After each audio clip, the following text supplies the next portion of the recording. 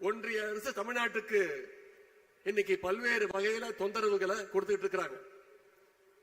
நிதி உரிமை, கல்வி உரிமை, மொழி உரிமைன்னு ஒவ்வொரு உரிமையா மாநில உரிமைகளா படிச்சுட்டு இருக்கிறாங்க. இப்ப கூட பாத்தீங்கன்னா சமீபத்தில் மகளிருடைய பொருளாதார வளர்ச்சிக்கு பெரிதும் துணை நிற்கின்ற 100 நாள் வேலைவாய்ப்பு திட்டத்தை ஒன்றிய அரசு செஞ்சுட்டு இருக்கு. அதற்கும் நம்முடைய தலைவர், நம்முடைய முதலமைச்சர் தான் இன்னைக்கு குரல் கொடுத்துட்டு இருக்கிறார். சமீபத்தில் குஜராத்தில் பேசின ஒன்றிய அமைச்சர் திரு அமித்ஷா அவர்கள், நாங்க இன்னைக்கு பீகார்ல ஜெயிச்சிட்டோம், அடுத்து எங்களுடைய டார்கெட் தமிழ்நாடு அப்படின்னு தமிழ்நாட்டுக்கு ஒன்றிய உள்துறை அமைச்சர் அமித்ஷா அவர்கள் வார்னிங் கொடுக்கிறார், பயமுத்த பார்க்கிறார்.